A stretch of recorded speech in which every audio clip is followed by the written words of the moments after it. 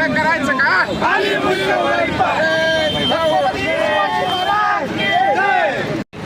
छत्रपती शिवाजी महाराजांचा जे मालवण येथील पुतळा या ठिकाणी पडलेला आहे, त्या निषेधार्थ या ठिकाणी आम्ही सकळ मराठा समाज नांदेडच्या वतीनं या ठिकाणी मुख्यमंत्री, दोन्ही उपमुख्यमंत्री आणि बांधकाम मंत्री रवींद्र चव्हाण यांना या ठिकाणी जोडे मारो आंदोलन केलेलं आहे। आमचं एकच म्हणणं आहे या ठिकाणी की तुम्ही यावेळेस जे 2-2, 3-3, 4-4, 5-5 वर्ष या ठिकाणी साध्या परवानग्या भेटत नाही छत्रपती शिवाजी महाराजांचा पुतळा बसवायचा म्हटलं तर तुम्ही कोणत्या उद्देशानं, कोणत्या घाई गडबडीमध्ये, कोणाच्या सांगण्यावरून या ठिकाणी घाई गडबडीमध्ये या ठिकाणी मालवण येथे छत्रपती शिवाजी महाराजांचा पुतळा या ठिकाणी बसवला?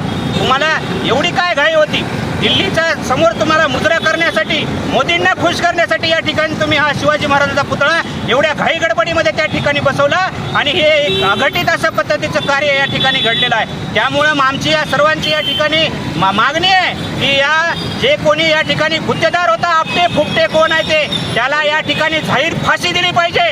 त्याचबरोबर हे निर्दयी आणि निष्कलंकित हरामखोर मुख्यमंत्री यांनी या ठिकाणी राजीनामा दिला पाहिजे एकनाथ शिंदेनी, आणि रवींद्र चव्हाण असतील किंवा ते दोन्ही उपमुख्यमंत्री देवेंद्र फडणवीस असतील किंवा अजित पवार असतील, यांनी राजीनामा दिला पाहिजे।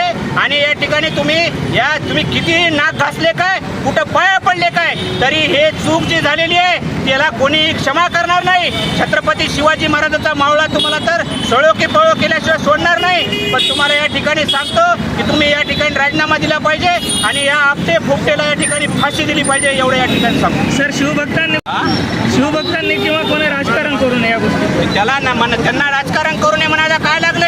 याच्या आधी छत्रपती शिवाजी महाराजांच्या नावावर अनेक वेळा त्यांनी राजकारण केलेलं आहे। ज्यावेळी राजकारण करायची गरज नव्हती त्यावेळी राजकारण करून सत्तेवर आलेल्यांनी आम्हाला शहाणपण शिकवण्याची गरज नाही। शिवरायांचं नाव घेऊन आज जे सत्तेमध्ये डोमकावळे बसलेले आहेत, या डोमकावळ्यांना महाराष्ट्रातील शिवप्रेमी कदापि माफ करणार नाही। आणि या डोमकावळ्यांनी डोमकावळ्याचा जो मुख्यमंत्री आहे एकनाथराव शिंदे यांचा जो निकटवर्ती आहे, जो आपटे जो आहे, त्याने असेच भ्रष्ट कामं केलेले आहेत। त्याचं आता दुसरं काम त्या पंढरपूर येथे सुद्धा याच पद्धतीनं त्याने केलेलं आहे। आणि येणाऱ्या काळामध्ये तो आपटे, जर का आपटेला कुठलेही कामाचे जर इस्टिमेट भेटले असतील तर तो इस्टिमेट त्याने अगोदर रद्द करावे आणि जो कोणी आपटे आहे त्या आपटेला कायदेशीर कारवाई करून त्याचे पूर्ण टेंडर रद्द करण्यात यावे आणि आपटेला महाराष्ट्रभर शिवप्रेमी, कोणीही शिवप्रेमी त्यांना फिरू देणार नाहीत। आणि येणाऱ्या काळामध्ये या सरकारला जर असेच बोगस काम करून महाराष्ट्राचे नवे अख्ख्या जगाचे, अखंड जगाचे राज्यकर्ते छत्रपती शिवाजी महाराज यांच्यावर जर पुतळे उभारून जर तुम्ही अपमान करत असाल तर येणाऱ्या काळामध्ये महाराष्ट्रातील तमाम शिवप्रेमी त्यांना माफ करणार।